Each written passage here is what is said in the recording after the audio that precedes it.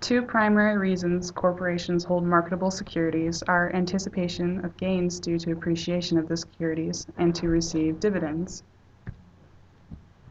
The method of accounting for marketable securities depends on the level of ownership in the investee. If total equity ownership is less than 20%, we account for securities as either trading or available for sale, and we use the fair value method of accounting. The differences between trading and available for sale. Trading securities are short-term assets and held solely for the purpose of generating income on market appreciation. They are revalued at each balance sheet date to fair market value. All unrealized gains and losses run through the income statement. This method recognizes the short-term nature of trading securities, that they will be sold in the near future.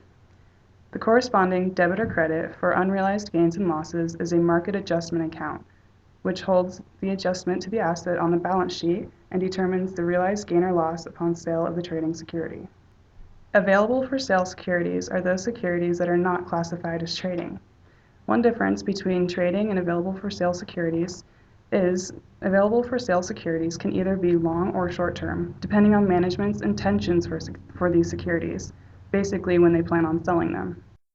Like trading securities, available for sale securities are marked to fair market value at the balance sheet date, and unrealized gains and losses are accounted for with a market adjustment journal entry, which holds the adjustment to the asset on the balance sheet and determines the realized gain or loss upon the sale of the available for sale security.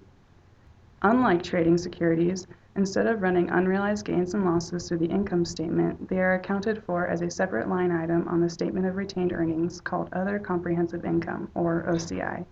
This reflects the nature of available for sale securities. Because there is a longer time for the security to change in value, we do not want to run gains and losses through the income statement until they are sold. What if equity ownership is greater than 20%? If a corporation owns between 20 and 50% of its investee, there is a possibility that has the ability to significantly influence the decisions of the investee. If this is the case, we must use the equity method of financial accounting for the investment. Some factors that indicate significant influence are representation on the investee's board of directors, participation in the investee's policy-making process, material intercompany transactions, interchange of managerial personnel, technological dependency, and extent of ownership in relation to other investor ownership percentages. When determining if there is significant influence, remember that significant influence does not have to be applied. Only the ability to significantly influence needs to exist. Sometimes an investor has ability to significantly influence with less than 20% ownership, so it is important to consider each investment on a case-by-case basis. Either way, the equity method of accounting for investments is beyond the scope of this tutorial. For example, XYZ Corporation bought investment for $100 on January 1st, 2000X1. At the end of the year, the investment is worth $150. On June 30th, 2000X2, XYZ Corporation sold the investment for $160. The following slides will explain what the journal entries are. At the purchase of both an available for sale and a trading security, a debit entry is made for the value of the investment to the investment account, and a corresponding credit for the cash or consideration is made for the value of the investment. For the end-of-year adjustment to an available for sale security, where in this example the value has increased by $50, the original investment value is not affected, but instead a market adjustment account is debited.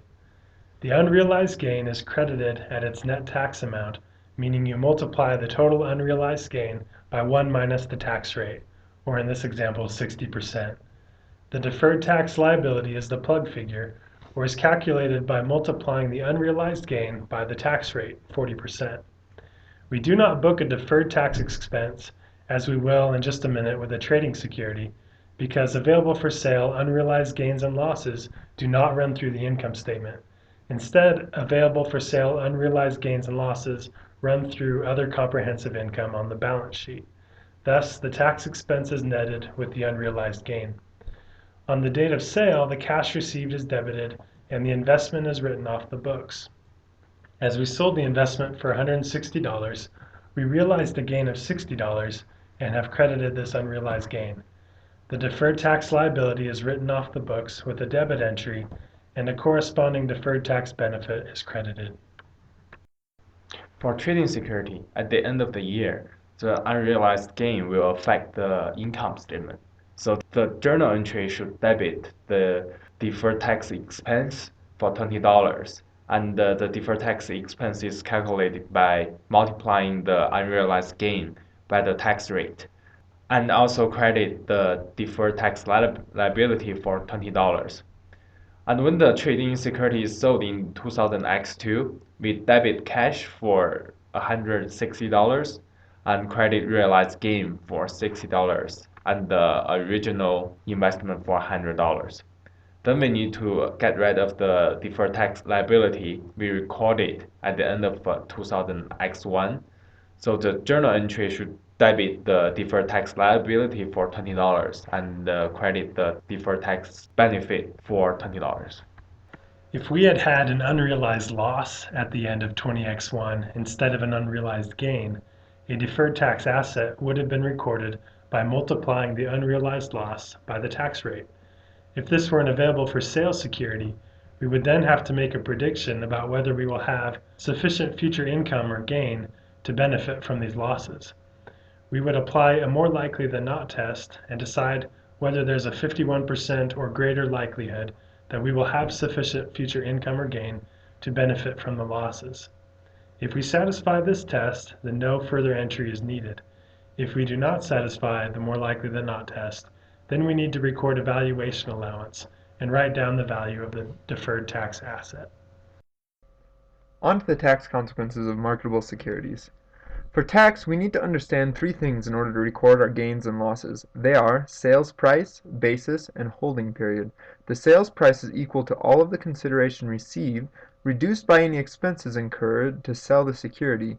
In like manner, the basis is the sum of the purchase price and any expenses related to the purchase of the security. Holding period is exactly what it sounds like, the amount of time we've held the stock, starting on the date of purchase. Unlike financial accounting, for tax purposes, we only calculate gains and losses when we sell a security, and the calculation is relatively simple. If the sales price exceeds our basis, we have a capital gain. If basis exceeds the sales price, then we have a capital loss.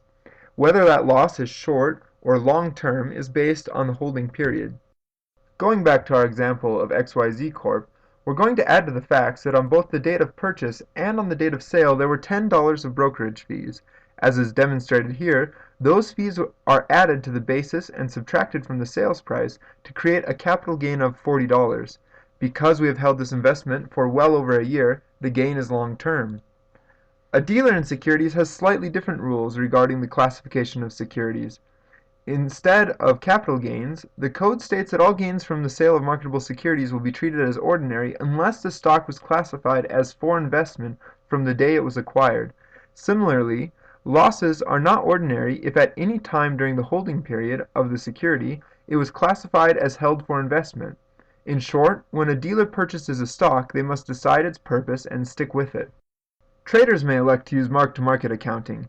If they so elect, the method of accounting would be similar to that discussed earlier for financial accounting and would eliminate the need to create deferred tax assets and liabilities.